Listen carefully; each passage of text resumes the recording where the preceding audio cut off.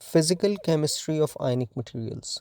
Today, I hope to inspire you by digging deeper into the fundamental concepts of physical chemistry of materials and how atoms, ions, and electrons in a material determines their final properties. So, let's start. Journey into the ionic solid, the hidden life of ions and electrons, the hidden life inside solid matter. Look around you. Nearly everything in your world, the chair you're sitting on, the phone in your hand, the buildings outside, is made of solid matter. Solids give our world its shape and stability. We rarely think of them as active or alive in any way. In traditional chemistry education, solids are often treated as inert objects, things that just sit there unless they melt, dissolve, or break. Only surfaces are usually considered chemically interesting, where reactions like rusting or catalysis might occur. Beneath the surface, a crystal was imagined as a perfectly ordered grid of atoms, static and chemically invariant. The very phrase "solid as a rock" evokes permanence and stillness, and yet modern science has revealed a fascinating truth. Solids have an internal chemical life. Deep within the rigid lattice, invisible events are happening. Atoms and ions trading places, electrons hopping about, tiny imperfections flickering in and out of existence. The hidden movements are the key to virtually all the advanced materials and technologies that power the modern world. In fact, if you could shrink down to the scale of atoms, you would find an energetic dance occurring inside even the most solid crystal. This is a story of those unseen dancers, the ions and electrons in solids, and how their interplay gives solid remarkable properties. Consider a simple example: the silicon chip in your computer or phone. Its abilities come not from the bulk of pure silicon alone, but from the careful introduction of few impurities in the crystal, atoms that don't quite belong, creating tiny disturbances that unleash the flow of electrons. Or think of the lithium ion battery that powers your phone. Inside it, lithium ions shuttle back and forth through a solid material while electrons flow through the outer circuit, together delivering energy to your device. Even the oxygen sensor in a car relies on oxygen ions moving through a solid ceramic. All these marvels work by harnessing the internal ionic and electronic motions within solids. To appreciate this internal life of solids, we must start from the beginning, from how a solid holds itself together, and then introduce the idea that no solid is ever truly perfect. We'll journey from the fundamentals of chemical bonding to the crucial role of defects, the movement of ions through crystals, the governing thermodynamics of these processes, and finally, to how these principles enable real world electrochemical devices and open a frontier called nanoionics. Along the way, we'll break down concept to first principles so that even complex ideas feel intuitive. By the end, you may see solid materials not as lifeless blocks but as dynamic systems with their own kind of subtle vitality, a perspective that is both scientifically profound and emotionally resonant. Before we dive in, let's set the scene with a poetic truth. There is a crack in everything, that's how the light gets in. Leonard Cohen's famous lyric, quoted in the context of solid state chemistry, beautifully captures an essential theme of our journey. It is often the imperfections, the tiny cracks, the missing atoms, the stray electrons that allow solids to function in extraordinary ways. Now, let's explore how and why that is so. Bonding, the invisible glue of crystals. What makes a solid solid? The story begins with chemical bonding, the forces that glue atoms together into a rigid lattice. When atoms come together to form a solid, their electrons reshuffle and energy is released as bonds form. In an ionic crystal like common table salt, the bonding is predominantly electrical in nature. Positively charged sodium ions and negatively charged chloride ions attract each other and arrange in an alternating pattern like an infinite three-dimensional checkerboard. Each ion is surrounded by neighbors of the opposite charge, and this electrostatic attraction holds the crystal tightly together. A perfect crystal lattice of sodium chloride with positive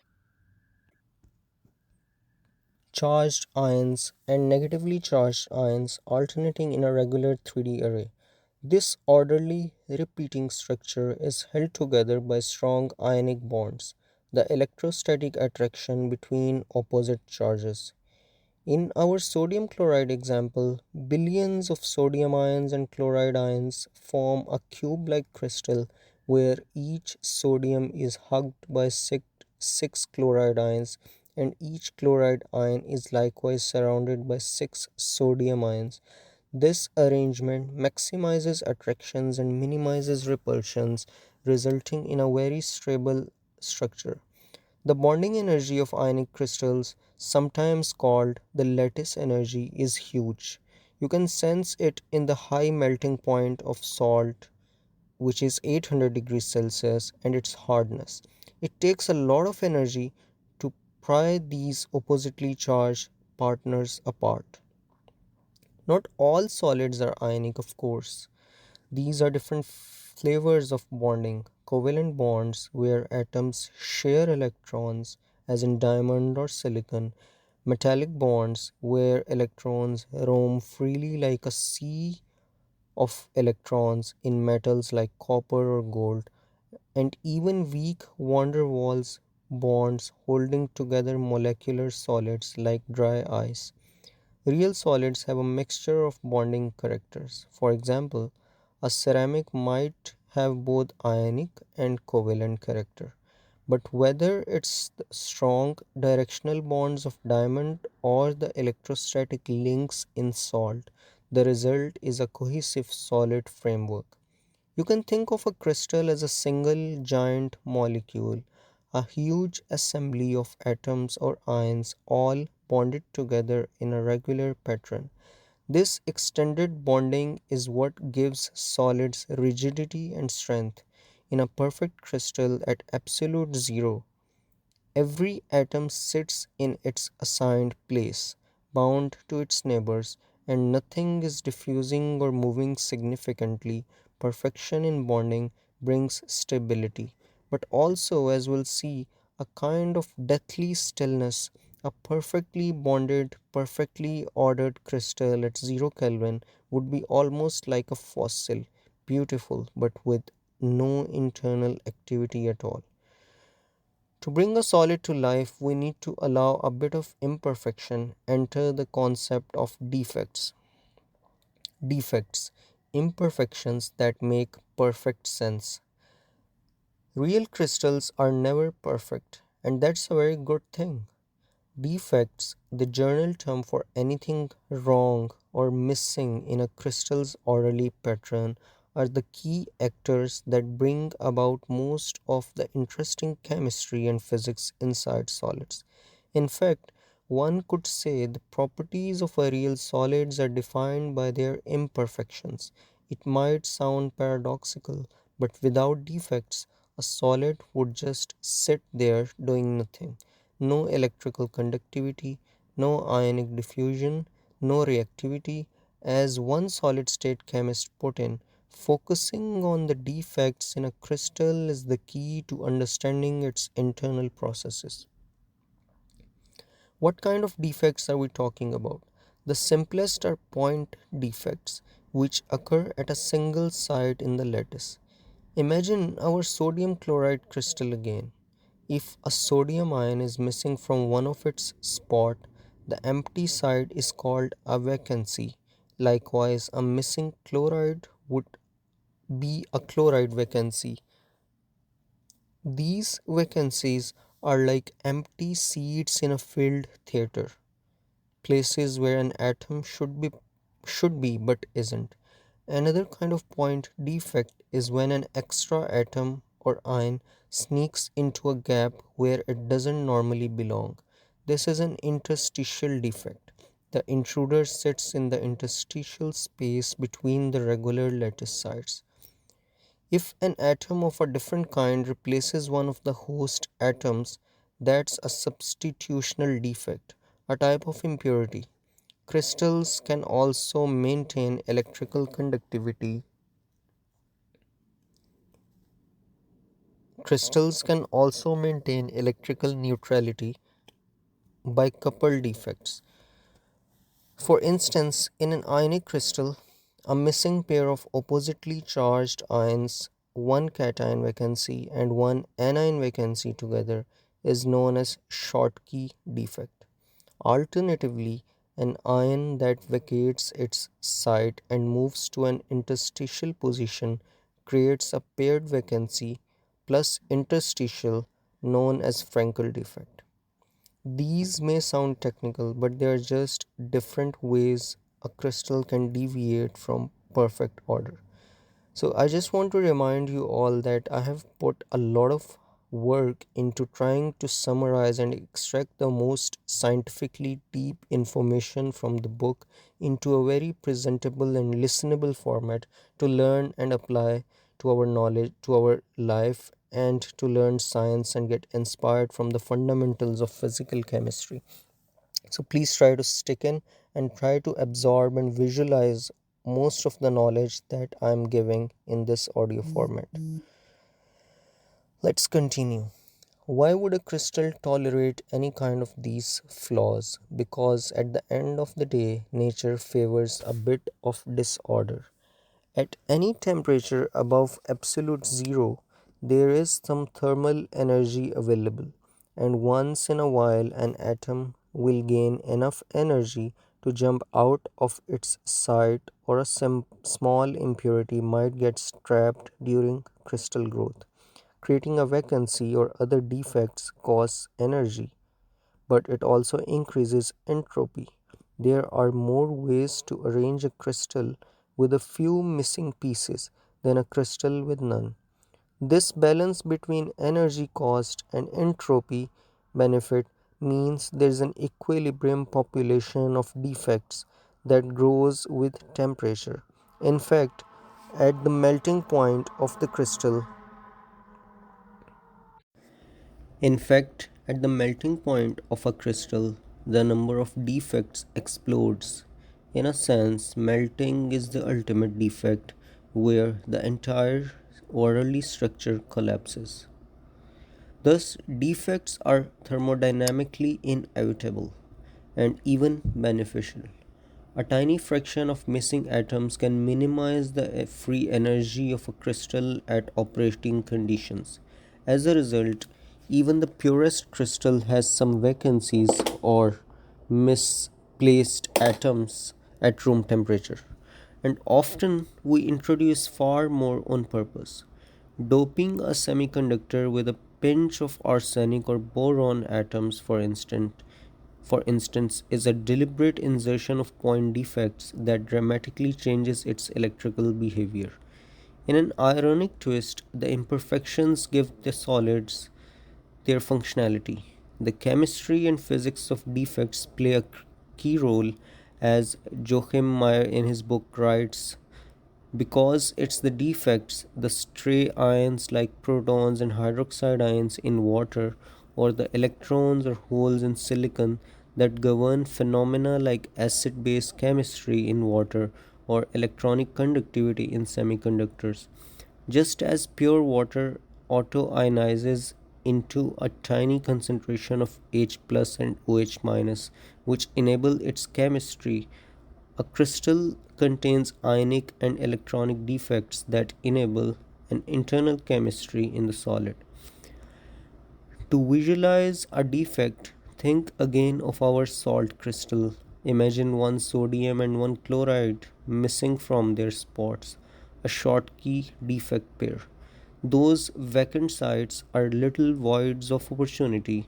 If you apply a high voltage across the crystal or heat it up, neighboring ions might hop into those vacancies, allowing the crystal to conduct electricity by ionic motion.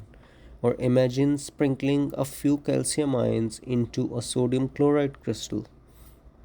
Each calcium that takes a sodium side is an impurity because calcium has a plus 2 while sodium has a plus 1 charge. Charge balance forces some other adjustment, typically one calcium substituting for 2 sodium while one sodium side vacant to compensate charge. Thus, doping with calcium intentionally creates vacancies in sodium chloride. These vacancies in turn make it easier for sodium ions to move around. We have engineered the defect chemistry to our advantage. Crucially, defects also provide charge carriers in an intrinsic semiconductor like pure silicon. The main defect at room temperature is that a few electrons have enough thermal energy to jump from the valence band to the conduction band, leaving behind holes. These free electrons and holes are point defects in an abstract sense. An electron not where it should be, and a hole where an electron should be. They allow silicon to conduct electricity slightly.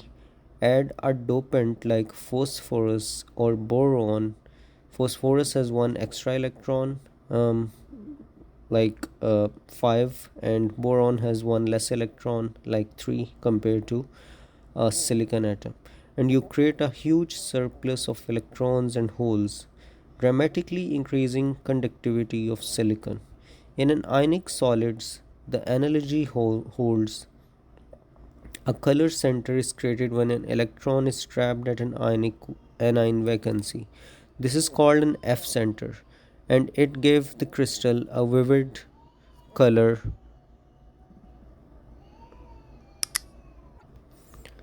Sodium chloride with lots of F centers turns purple.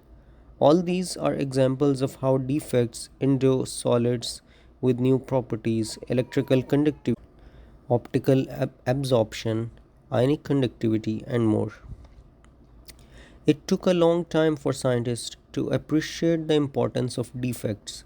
Early 20th century pioneers like Frankel, Schottky, and Wagner laid the foundation of defect chemistry in the 1930s, showing that treating defects as chemical entities within solids could explain mysterious behavior like why silver iodide conducts electricity when hot, or why adding a bit of zinc to copper makes it stronger. Today, defect chemistry is a unifying idea bridging chemistry, physics, material science. Chemists have learned that a solid is not chemically inert inside, it has its own internal ionic equilibria and even internal redox reactions governed by defect populations. Physicists have realized that you must consider composition and defects to fully understand a material's properties, and material scientists have found that defects often control mechanical strength and durability. Think of how Think of how steel's properties depend on dislocations and impurities. Let's cement this idea with the earlier analogy water versus solid. Pure water undergoes autodissociation into hydronium ions and hydroxide ions, which give it a tiny but important conductivity and the basis of its acid base chemistry. By analogy, a pure solid at given temperature has an auto-generation of its own ionic and electronic defects like sodium chloride generating a vacancy pair or zinc oxide generating some O2 minus vacancies and free electrons.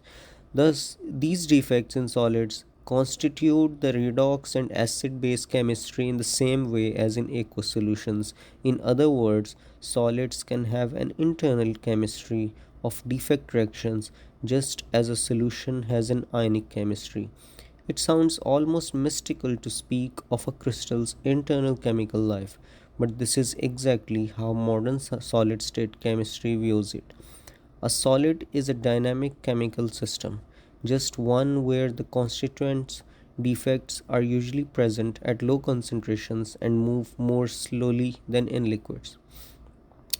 So, defects are mere imperfections to be lamented. They are intrinsic and often deliberate parts of the design of functional materials. There is beauty in this imperfection. Remember the saying, the crack lets the light in. Now that we know the players, the ions, electrons, vacancies, and other defects, we can follow them as the drama unfolds. These players move, and when they move, amazing things happen. Let's go to ion transport, the journey of ions through a crystal. At first glance, a crystal lattice looks like the epitome of stability, atoms locked in place, barely vibrating, but given a bit of energy, those seemingly fixed ions can move. How does an ion move in solid? It can't flow straight through other atoms. It has to find a void to move into. This is where defects again take center stage. An ion moves by hopping into a nearby vacancy or interstitial site. Imagine a crowded parking lot where one space is empty. A car next to the gap can move into the empty space, leaving behind a new empty space where it used to be. Then another car can move, and so on. In a crystal, if a sodium vacancy is next to a sodium ion, that sodium can jump into the vacant spot. In doing so, it effectively shifts the vacancy over by one side in the opposite direction. Given enough hopes, the vacancy will wander through the crystal, or equivalently, the ion is wandering in the opposite direction. This is one mechanism of ionic diffusion. The rate of these hopes depends on temperature. Higher temperature means more atoms vibrate more vigorously and occasionally get over the energy barrier to hope. And on the presence of defects, you need an accessible vacancy or an interstitial pathway. Different materials have different preferred mechanisms. In some ionic crystals, like silver chloride or sodium chloride, ions mainly move via vacancy hopping. In others, like silver iodide, there are intrinsically many empty sites for ions to occupy. Silver iodide has a structure where only half of the available positions for silver are occupied, leaving lots of open interstices. As a result, at elevated temperature, silver ion in AgI or silver iodide become extraordinarily mobile, zooming around from one empty site to another, so much so that high temperature silver iodide conducts electricity about as well as a molten salt. This super ionic behavior above 147 degrees Celsius in silver iodide's alpha phase.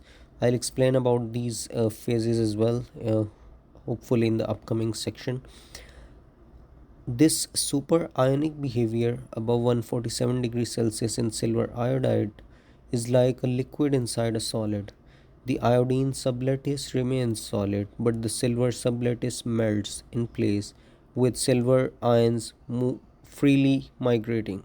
Such materials are being studied for use as solid electrolytes in batteries precisely because their ions are so mobile even while the material remains a solid. Whenever ions move, we can talk about ionic conductivity, an analog to electrical conductivity, but carried by ionic motion rather than free electrons. In an ionic conductor, applying an electric field causes ions to drift through the lattice, positive ions towards the negative electrode, negative ions towards the positive electrode. The crystal thus carries a current. Pure sodium chloride, for example, at room temperature, has an extremely low ionic conductivity because vacancies are fewer and hopping is slow. But if you heat it up, it conducts a bit more. If you dope it to create more vacancies, it conducts more. In contrast, a material like Yttria stabilized zirconia used in fuel cells is formulated to have a high concentration of oxygen vacancies, making it a good oxide ion conductor at high temperatures. One fascinating aspect is that the absence of something, a vacancy, can be thought of as a particle in its own right, a sort of ghost atom carrying charge. For example, a positively charged vacancy, like a missing sodium cation which leaves behind an effective negative charge imbalance, will appear to move in the opposite direction of the actual sodium ion hopes. In solid state chemistry, we even use a notation, Krog Wink notation, to keep track of these quasi particles. Now, ions moving randomly via thermal energy is diffusion, but under an electric field, their movement can become directed. That's how we get ionic current. However, most everyday solids are insulators to electricity at room temperature. Their ionic currents and electronic currents are negligible. This is by design. The walls of your house, wood, stone, glass, don't conduct electricity. The plastic insulation on wires doesn't either. But in certain applications, we create solids that are fast ion conductors. For instance, consider lithium ions in a battery electrolyte or electrode. In a lithium ion battery, lithium must migrate from one electrode to the other through a solid or semi solid medium. Materials like lithium iron phosphate, lithium cobalt oxide are solids that allow lithium ions to hop in and out of their structure quickly. These are sometimes called intercalation compounds. They are engineered such that the lithium vacancies and interstitial sites are plentiful enough for fast migration. It is worth noting that while ions move, electrons can move too, and often much faster. In metals, electrons flow freely, that's metallic bonding. In semiconductors, electrons and holes move when excited or doped. Some materials, called mixed conductors, can conduct both ions and electrons. They have a lattice that supports ionic defects and also electronic carriers. These are very important in applications like fuel cells or battery electrodes, where you want both ionic and electronic conduction in the same material. Ionic movement is slower than electronic movement because ions are heavy and have to squeeze through the lattice channels. But given high temperatures or high defect concentration, ionic conduction can reach significant levels. A compelling demonstration of ion transport is the ionic current in solid oxide fuel cells, where O2 minus ions travel through a ceramic electrolyte from the cathode side, where oxygen molecules pick up electrons and become O2 minus, to the anode side, where they react with the fuel. This current of oxide ions is what completes the circuit in a fuel cell, allowing electrical power to be drawn while fuel is consumed. None of that would be possible if oxide ion vacancies in the electrolyte did not allow O2 minus to hop along. The material is engineered with a certain fraction of zirconium 4 plus ions replaced by yttria 3 plus ions, yttria doping, which creates charge compensating O2 minus vacancies enough to make O2 minus conduction feasible at high temperatures. Think of ion transport as a diffusive dance. At any moment, an ion might break its bonds and jump into a nearby vacancy, a small, rare event. But collectively, these hopes add up to a net flow if there is a driving force like concentration gradient or electric fields. And over time, ions can travel macroscopic distances if you leave a piece of sustained if you leave a piece of stained glass which has metal ions in a hot furnace for years, these ions will slowly diffuse and the colors will blur. If you place two different metals in contact and heat them, atoms will diffuse across the interface. This is how alloying occurs. Solid state diffusion is much slower than diffusion in liquids, but it is relentless given enough time and temperature. Before moving on, let's underscore an insightful point. From a thermodynamic perspective, a solid at equilibrium has a fixed concentration of defects, including mobile ones like vacancies. But once you drive the system out of equilibrium, for example, by applying an electric field or a chemical gradient, these defects allow the system to respond. We often treat defects as carriers of matter and charge, making a solid behave in some ways like a very viscous fluid with a tiny concentration of charge carriers. So, what's the takeaway?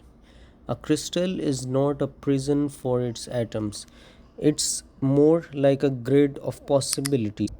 Given the slightest opportunity, a missing neighbor, a push from an electric field, a rise in temperature, the atoms and ions will squeeze the opportunity to move, and when they move, they can carry electric current, enable chemical reactions inside the solid, and generally makes the solid do something rather than just be. We have given our solid a bit of freedom, and with that freedom comes functionality. Thermodynamics, energetics, and imperfections. Let's step back for a moment and ask, why do defects form in the first place, and how many of them are there? This is where thermodynamics provides the answer. Every defect, whether it's a vacancy, an interstitial, or a dopant, has an energetic cost to create, usually called the formation enthalpy. If energy were the only factor, the crystal would prefer to have zero defects. However, we must also consider entropy, the measure of disorder. A perfect crystal has only one way to arrange itself, perfect order everywhere, whereas a crystal with one vacancy has many possible ways. The vacancy could be at any one of n lattice sites. That multiplicity of possibilities means higher entropy. Entropy rewards the creation of some disorder by increasing the number of accessible sites. The thermodynamic trade off between minimizing energy and maximizing entropy is captured in the free energy, especially the Helmholtz or Gibbs free energy. At a given temperature, the stable state is the one that minimizes the free energy. When you do the math for defects, you find that the equilibrium concentration of defects often follows an exponential Arrhenius law. Even at moderate temperatures, this uh, I'll skip that and start with an example. Um, Sodium chloride at room temperature might have on the order of one Schottky defect per 10 raised to power 15 lattice sites, a tiny fraction, but not zero. At high temperatures, the fraction grows. By the time you approach the melting point, the solid might have, say, 1 in 10 raised to power 6 sites as a vacancy. Eventually, the solid will melt when the free energy favors a disordered liquid over a crystalline solid. In other words, absolute perfection is only found at absolute zero. At any finite temperature, imperfection is the norm. This principle explains phenomena like intrinsic doping. Pure silicon at room temperature has certain has a certain concentration of electron hole pairs, usually about 10 to the power 10 per cc or cubic centimeter. I think so. Because thermal energy is enough to excite a few electrons across the band gap. It also explains why stochastic events like diffusion happen. There is always a Boltzmann probability that an atom at a lattice site gets enough energy to break free into an interstitial, creating a vacancy interstitial, a Frankel defect. The higher the temperature, the more frequent these events. Another insight from defect thermodynamics is how defects interact with each other and with external conditions. For example, if you change the atmosphere around a solid, you can change the defect equilibria. Many oxides like zinc oxide or iron oxide are non stoichiometric, meaning they can exist with a range of compositions. For example, iron 0.95, iron oxygen 1 to 1, iron oxygen 0.95 to 1, something like that, by having extra vacancies or interstitials depending on oxygen pressure. The defect concentration adjusts so that chemical potentials balance with the surroundings. This is why, for instance, at very low oxygen pressure, an oxide will form more oxygen vacancies and become metal rich, whereas at high oxygen pressures, it may absorb extra oxygen as interstitials or as high oxidation states of the cation. We also find fascinating collective effects. Defects can attract or repel each other. A charged vacancy might attract an oppositely charged interstitial, or dopants might associate with vacancies to form complex clusters. These interactions influence the entropy and enthalpy of the defect ensemble and thus modify ionic conductivity or other properties. In doped ionic crystals, often the maximum conductivity is at some intermediate doping because too many dopants start clumping or trapping the mobile vacancies. But without diving too deep into these details, the main lesson here is philosophical. No imperfection, no progress. Thermodynamics assures us that the perfect solid is boring, minimal entropy, stuck in a unique state. Introduce some imperfection, and suddenly there is richness, multiple configurations, responsive behavior, change with temperature, etc. The defect chemical viewpoint essentially says to understand a solid's behavior, focus on the defects as if they were the particles of a gas inside the solid. We treat the crystal's framework as a nearly invariant backdrop, and the moving parts are the defects. This analogy to how in an ideal gas the particles, molecules, zip around freely. In a solid, the defects are typically low in concentration, dilute, which ironically makes the theoretical treatment easier, just as a dilute gas is easy to model. Meyer puts it succinctly: studying a solid via its defects can make the solid equally simple to understand as an ideal gas, despite the solid's overall complexity. Few figures of this book even illustrate this analogy, showing the density of matter shifting from an ideal gas to a solid. Ideal gas where all particles and no vacancies, and a solid where mostly matter with a small fraction of vacancies. Now let's connect back to something tangible.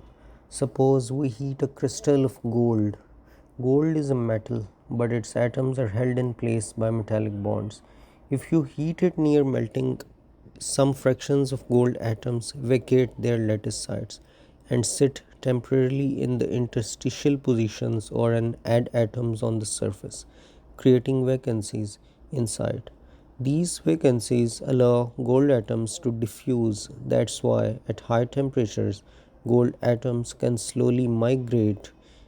If you quench it rapidly, you can freeze a non equilibrium concentration of vacancies into the solid, a kind of defect supersaturation. Those vacancies might then cluster over time or help diffusion at lower temperatures than otherwise expected. Another example, quenching a semiconductor like silicon with dopants can freeze in a high concentration of point defects, which later cluster into things that can affect device performance. So, chip manufacturers have to carefully control thermal histories to avoid unwanted defect cluster that act as a recombination center for electrons and holes. From an application perspective, thermodynamics of defects tells us how to tune a material's composition to get desired behavior. Want more ionic conductivity? Perhaps raise temperature or dopants to increase vacancy concentration. Want a material to hold an electrical charge, as in battery electrode? Maybe you need a stable lattice that can accommodate a high density of intercalated ions without generating too many defects that collapse the structure. There is a balance in everything. In summary, the energetic foundation beneath defects is what ensures they are present and manageable. A solid at equilibrium finds a sweet spot, enough defects to maximize entropy payoff, but not so many that the enthalpy cost blows up the energy. This delicate balance yields a host of emergent behaviors that define the solid's functionality. Now that we have understood bonding, the glue, defects, the enablers, and the thermodynamics that balances them, we can see how all this comes together in the grand finale, using solids in devices where ions and electrons work in concert. There is the realm This is the realm of electrochemistry in solids, and beyond that, the new world of nanoionics. Electrochemistry, ions and electrons at work. One of the most impactful applications of everything we have discussed is solid state electrochemistry, the basis for batteries, fuel cells, sensors, and more. In solid state electrochemistry, ions and electrons each play their part. It's like a two-part play.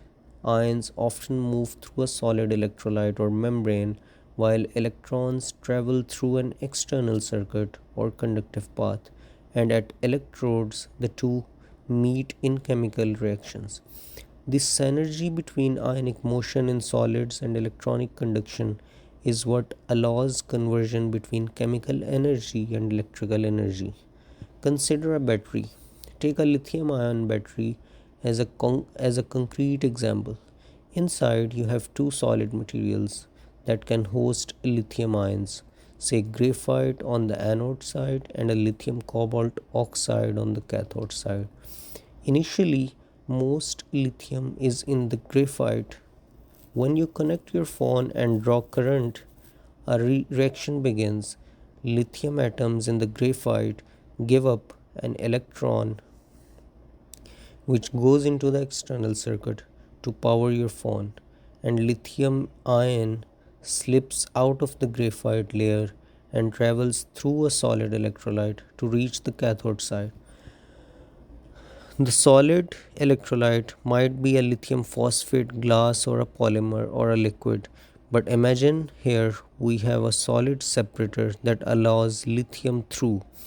Over at the cathode, lithium arrives and is inserted into the cathode, or let's say our material is lithium cobalt oxide, and the formula is lithium subscript 1 minus x, cobalt subscript 1, and oxygen oxide subscript 2, which had vacancies for lithium, and it meets the electron coming through the circuit to neutralize and become a lithium atom bound in that compound.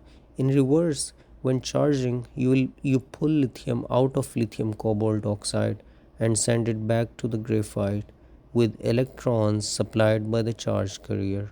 Throughout this process, solid materials have to accommodate the moving ions, which they can because they have the right defects and structure. The ability of an electrode material to insert and remove lithium, a process called intercalation, without falling apart is a triumph of defect engineering and material science. The fact that lithium can diffuse through the crystal of lithium cobalt oxide is due to those empty sites and channels designed at the atomic level. Remember, some fraction of sites in the lattice are vacant or the structure is layered, so lithium can slip around. The electrons, on the other hand, move through the solid by hooping or band conduction. In a well designed battery electrode, both ionic and electronic conductivities are decent, making the whole electrode live electronically and ionically. Now think of a solid oxide fuel cell. At the cathode side, oxygen from the air is reduced O2 plus 4E minus 2O2 minus. Those electrons come from the external circuit generated at the anode by oxidizing fuel, and the resulting oxide ions O2 minus have to travel through a solid electrolyte to the anode. The electrolyte is a crystal that has a high concentration of oxygen vacancies and can conduct O2 minus at high temperature. The O2 minus ions diffuse through the crystal driven by the gradient because they are consumed at the anode. When an O2 minus ion reaches the anode, it meets hydrogen fuel 2H2 plus 2O2 minus 2H2O plus 4E minus. The electrons released go into the external circuit through a load providing power and back to the cathode to reduce more oxygen, completing the loop. Here we see clearly without ionic conduction in the solid electrolyte, the fuel cell wouldn't work. You'd have electrons piling up on one side and not much overall current. Similarly, if the electrodes anode and cathode didn't conduct electrons, or if they didn't allow the gases to reach the reaction sites, the process would stall. So the design of an solid oxide fuel cell actually involves a careful combination of materials, a porous electronic conductor, an anode, a porous electronic conductor as anode, a porous mixed conductor as cathode, often something like doped lanthanum magnetite that can conduct both electrons and O2 minus to some extent, and a dense ionic conductor as an electrolyte. It's a beautiful choreography of ions and electrons, each moving through the appropriate medium. Sensors and electrochemical actuators also exploit ions in solids. For example, the oxygen sensor in your car is typically a piece of zirconia ceramic that conducts O2 minus. It's set up as a kind of electrochemical cell. One side is exposed to exhaust, one side to ambient air. At the operating temperature, which is typically between 400 to 800 degrees Celsius, O2 minus can move through it. The difference in oxygen concentration and hence oxygen chemical potential between the two sides generates a voltage via the Nernst equation because O2 minus ions will shift to equilibrate the chemical potential, leaving a charge imbalance that the device measures. The sensor thus outputs a voltage that tells the engine control how much oxygen is in the exhaust, which is used to adjust the fuel mixture. In this sensor, a solid electrolyte turns a chemical difference into an electrical signal, a direct interplay of ionic and electronic conduction. Another example, electrochromic displays like some smart windows use ions moving in solids to change optical properties. Thin films of materials like tungsten oxide WO3 can change color when small ions like protons or lithium ions are inserted along with electrons to maintain charge neutrality. By applying a voltage, you drive ions into or out of the film, and the film switches between transparent and tinted states. Again, ions in a solid are being moved purposefully with electrons in a tandem to achieve a function. All these technologies were unimaginable without the understanding of the defects of without the understanding that defects enable ion transport and solid state reactions. Early scientists might have thought solids are static, only liquids have mobile ions. Now we know better. As Meyer's text emphasizes, kinetics and electrochemistry are unthinkable without defects in solids. A perfect crystal without neither conduct ions nor undergo redox changes. It's the existence of ionic vacancies, interstitials, and electronic carriers that allow a solid to participate in electrochemical processes. One might ask, what about purely electronic devices like the silicon chip? There too, the defect chemistry plays a role. The doping of silicon with the donors or acceptors introduces electrons or holes that make p-n junctions and transistors possible. Without that controlled imperfection, a pure silicon chip would be as useless as a rock for computation. And increasingly, as we push the technology, unwanted defects become critical to manage. In short, solid state electrochemistry is where the rubber meets the road. It's the practical arena where our understanding of bonding, defects, and ion transport becomes a tool to design new devices. Nanoionics, new frontiers at the nanoscale. Nanoionics is a relatively new term inspired by the success of nanoelectronics. If nanoelectronics is a study of electrons in extremely small structures, think transistors in computer chips, then nanoionics is the analogous study of ionic phenomena in nanoscale systems. Why would things be different at the nanoscale? Because when you shrink a material down to the nanoscale, the proportion of atoms at or near surfaces and interfaces become huge. Surfaces are defects writ large. They often have dangling bonds, fixed charges, strain, etc. And they can strongly influence the behavior of ions nearby.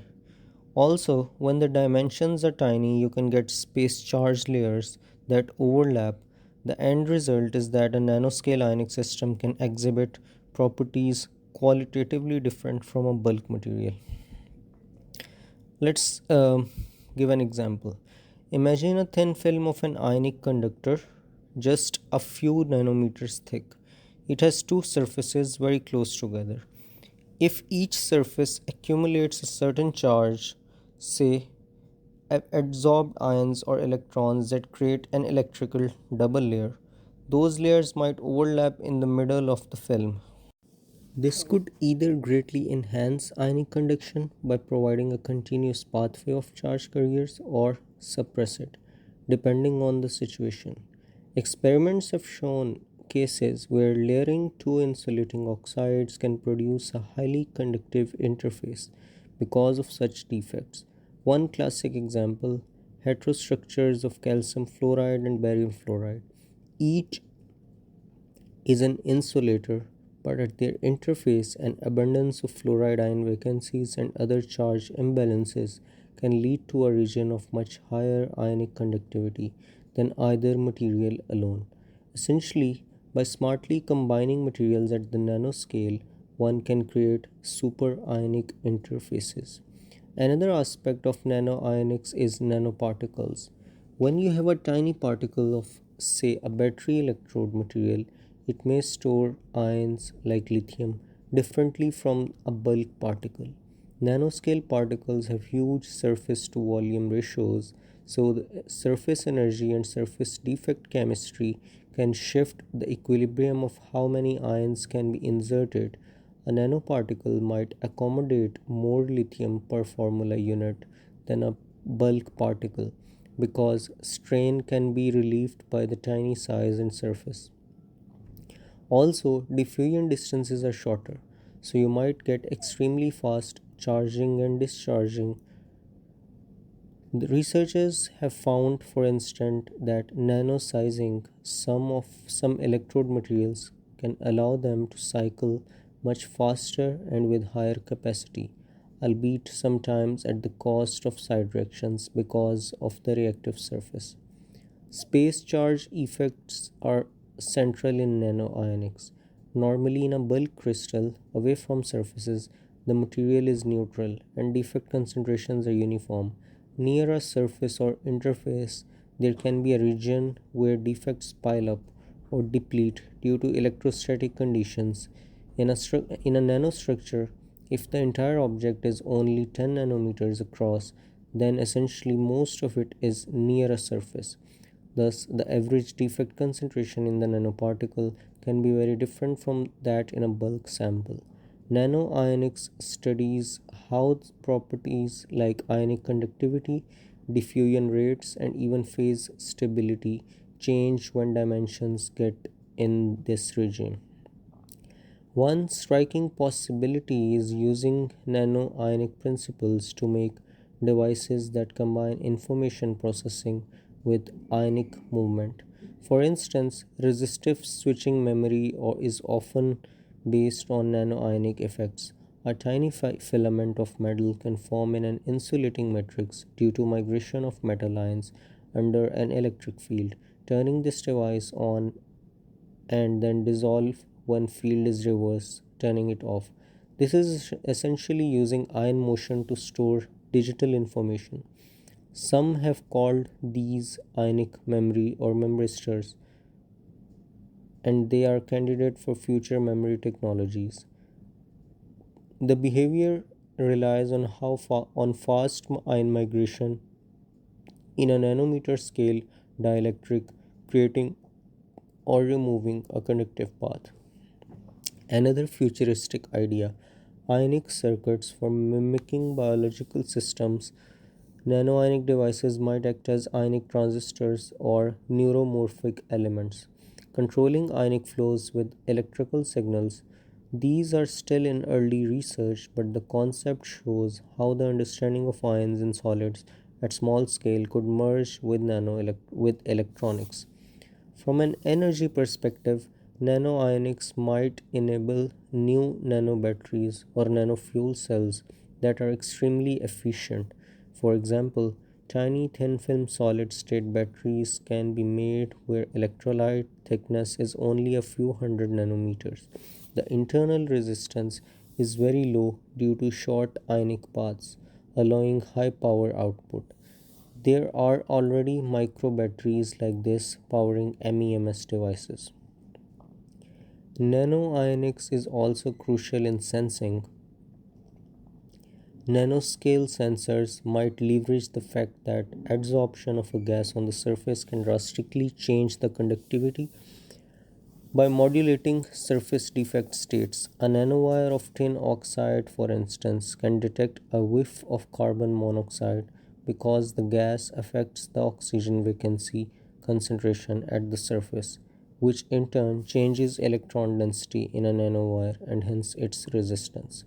In other words, Joachim Meyer nanoionics wonderfully crisscrosses all the various topics ranging from bonding properties to electrochemistry via thermodynamics and kinetics, making it an almost perfect culmination of the study of ions and electrons in solids.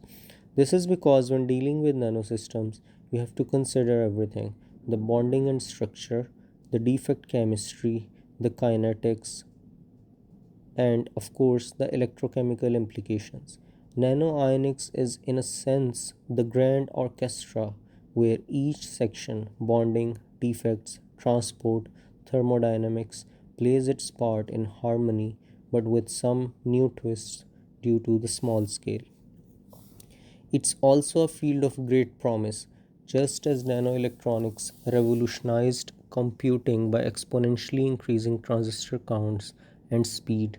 Nanoionics could revolutionize how we manage energy and information. Some researchers even speculate about devices that combine the two, where both ions and electrons are exploited at the nanoscale to create hybrid electronic ionic circuits. For now, energy technology is the main driver. We want batteries that charge in minutes, fuel cells that run at low temperatures, computing devices that don't lose data when power is off, and sensors that are sensitive and selective down to single molecules. Nanoionic approaches are key to these ambitions. Conclusion: the ever evolving solid. We begin this journey picturing a solid as something lifeless and static, a mere crystal lattice. We end with a very different picture, a solid as a dynamic, complex system full of invisible activity, ions hope between sides, electrons zip through bands, vacancies wander like ghosts. These particles and quasi-particles are the true protagonists in the story of solid-state chemistry and physics. By understanding this behavior, we unlock the ability to design materials that store energy, sense the environment, compute information, and much more. It's amazing to realize that solid objects around us, from a grain of salt to a silicon chip, contain this hidden word. The concepts of bonding gave us structure, the concept of defects gave us the means for change. Thermodynamics set the stage for when and how much change is possible. Kinetics showed the mechanism of change, and electrochemistry brought it all together into practical function. At the nanoscale, all these ideas merge, and we discover new phenomena that once again challenge our intuition, showing us that even as we think we understand solids, there are more surprises when we zoom in. The journey of ions and electrons in solids is far from over. As listeners and learners, we carry from this narrative a key insight. Solids are as rich in behavior as liquids or gases once you know where to look. The next time you hold your phone, you might appreciate that inside its battery and chips, countless ions and electrons are shuttling in orchestrated patterns, tiny actors performing the granite ballet that makes modern life possible.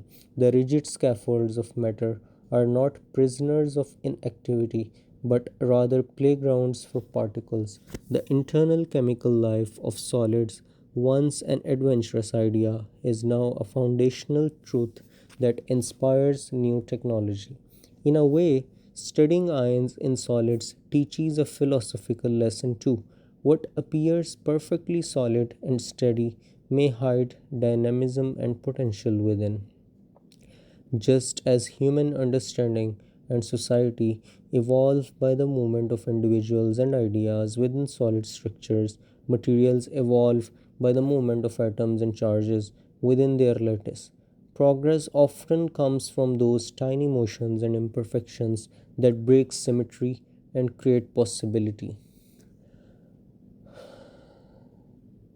We end our exploration standing at the edge of current knowledge, peering into the atomic scale future.